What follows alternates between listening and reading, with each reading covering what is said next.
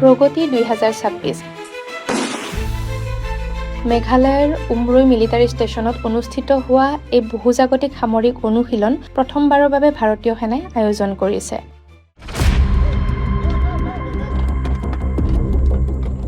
আমি আজি উপস্থিত আছোঁ উমৰৈ মিলিটাৰী ষ্টেচনত আৰু মোৰ পিছফালে আপোনালোকে ইয়াত দেখিবলৈ পাইছে এইখন হেলিকপ্টাৰ। এইখনক কোৱা হয় ৰুদ্ৰ। বৰ্তমান ইয়াতে চলি আছে এক্সাৰচাইজ প্ৰগতি 2026। ভাৰতীয় সেনাই 18 মে'ৰ পৰা 31 মে' 2026লৈকে মেঘালয় উমৰৈস্থিত জইণ্ট ট্ৰেইনিং নটত প্ৰথমবাৰৰ বাবে অনুষ্ঠিত কৰিছে এয়া এক্সাৰচাইজ প্ৰগতি 2026। ইয়াতে 12খন মিত্ৰ দেশৰ সেনাসমূহক আতিথ্য প্ৰদান কৰা হৈছে। এই বহুজাতিক সামৰিক অনুশীলনৰ মূল উদ্দেশ্য হৈছে অংশগ্ৰহণকাৰী দেশসমূহৰ মাজত সমন্বয় বৃদ্ধি কৰা, সামৰিক সহযোগিতা শক্তিশালী কৰা আৰু পাৰস্পৰিক বুজাবুজি উন্নত কৰা। আমাৰ স্ক্ৰীনত যিখন হেলিকপ্টাৰ আপোনালোকে দেখিছে এইখন হৈছে ৰুদ্ৰ আৰু এই হেলিকপ্টাৰখন সম্পূৰ্ণৰূপে ভাৰতত নিৰ্মিত আৰু এই হেলিকপ্টাৰখন ব্যৱহাৰ কৰা হয় যিসমূহ অঞ্চলত আচলতে আমাৰ হেলিকপ্টাৰসমূহ অৱতৰণ কৰাৰ বাবে অসুবিধা হয় সেনা জোৱানসকলৰ, সেই অঞ্চলসমূহত এই ৰুদ্ৰ হেলিকপ্টাৰখনৰ জৰিয়তে সেনা জোৱানসমূহক ওপৰৰ পৰা ৰছীৰ সহায়ত তললৈ নমোৱাৰ ব্যৱস্থা কৰাৰ সুবিধা আছে। ভাৰতত নিৰ্মিত এই ৰুদ্ৰ হেলিকপ্টাৰৰ আন বৈশিষ্ট্য হৈছে ই 2টা ইঞ্জিনযুক্ত। দিন আৰু ৰাতি সকলো সময়তে ই অভিযান চলাব পাৰে। এক কথাত ক'বলৈ হ'লে ৰুদ্ৰ হৈছে ভাৰতৰ প্ৰথম সম্পূৰ্ণ সশস্ত্ৰ স্বদেশী হেলিকপ্টাৰ যিয়ে পৰিবহণ আৰু আক্ৰমণ দুয়োটা কৰিব পাৰে। প্ৰথমবাৰৰ বাবে অনুষ্ঠিত হোৱা এই এক্সাৰচাইজ প্ৰগতি 2026 কেৱল সামৰিক প্ৰশিক্ষণতে সীমাবদ্ধ নহয়। ই জ্ঞান বিনিময়, সহযোগিতা বৃদ্ধি আৰু দেশসমূহৰ মাজত পাৰস্পৰিক বিশ্বাস গঢ়ি তোলাৰ এক শক্তিশালী মঞ্চ হিচাপে পৰিগণিত হৈছে।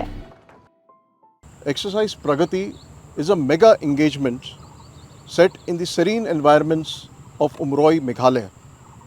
Over 400 soldiers from 13 participating countries, including India, are participating in this mega exercise.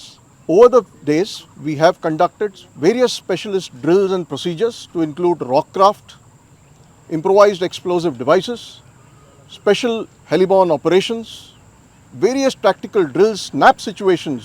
All this also provided us the opportunity to build bonds of friendship and camaraderie. In addition to the tactical drills and procedures, soldiers have come closer by indulging themselves in sports and games as well as cultural activities.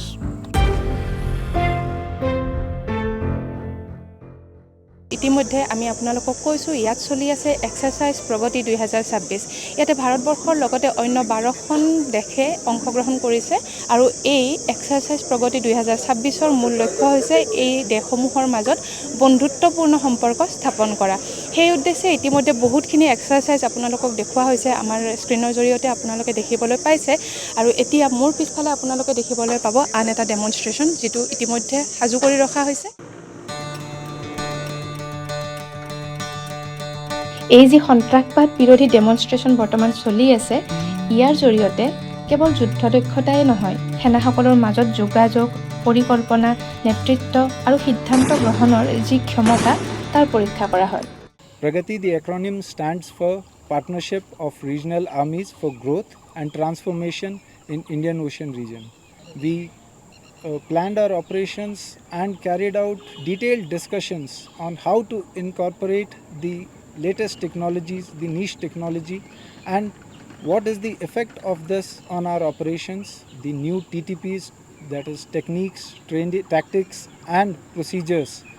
So with the help of this discussion we could formulate and revise some of the TTPs that how we can perform better and our performance in the operations can be built up.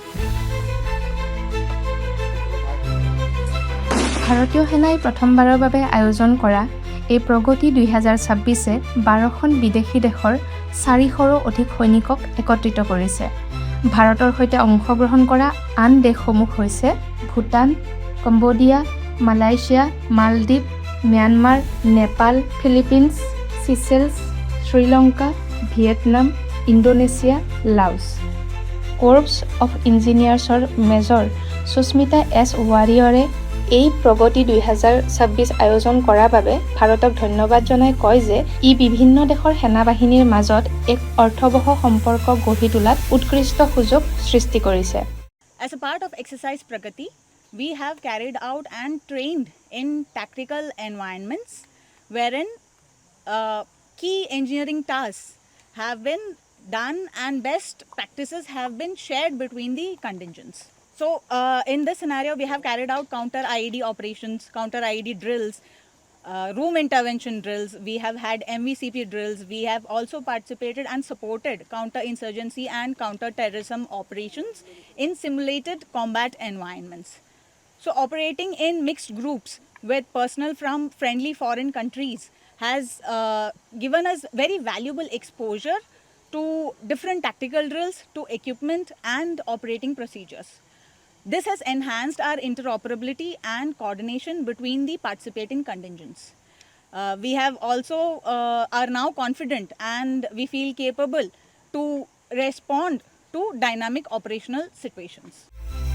এই প্ৰদৰ্শনীত 51টা ভাৰতীয় প্ৰতিষ্ঠানে বিকশিত স্বদেশী প্ৰতিৰক্ষা প্ৰযুক্তি প্ৰদৰ্শন কৰে। ড্ৰোন, ৰাডাৰ, বিশেষ সামৰিক বাহন আৰু সীমা সুৰক্ষা সঁজুলিৰ জৰিয়তে আত্মনিৰ্ভৰ ভাৰতৰ অধীনত ভাৰতৰ সামৰিক শক্তি আন 12খন দেশৰ আগত তুলি ধৰা হয়। মোৰ পিছফালে আপোনালোকে দেখিবলৈ পাইছে ইয়াত সজাই থোৱা আছে যুদ্ধত ব্যৱহাৰ হোৱা বিভিন্ন ধৰণৰ সঁজুলি। ড্ৰোন, মিছাইল, ৰকেট, বিভিন্ন ধৰণৰ অত্যাধুনিক বন্দুকেৰে বৰ্তমান সজাই তোলা হৈছে এই হলটো। ইয়াতে যিহেতু ভাৰতত নিৰ্মিত গোটেই যুদ্ধত ব্যৱহাৰ হোৱা সামগ্ৰীসমূহ ডিছপ্লে কৰা হৈছে, দেখুওৱা হৈছে। যি 12খন অতিথি দেশে আহি এই প্ৰগতি 2026ত অংশগ্ৰহণ কৰিছে, তেওঁলোকে আমাৰ যুদ্ধত ব্যৱহাৰ হোৱা সামগ্ৰীসমূহ দেখি অতিকৈ সুখী হৈছে। এই অনুশীলনৰ জৰিয়তে ভাৰতৰ লক্ষ্য হৈছে দেশসমূহৰ মাজত পাৰস্পৰিক বন্ধুত্ব, আস্থা আৰু প্ৰতিৰক্ষা সহযোগিতা অধিক সুদৃঢ় কৰা। প্ৰিয়ংকা চহৰীয়াৰ সৈতে মই তাপসী বৰ্মন, ইণ্ডিয়া টুডে NE।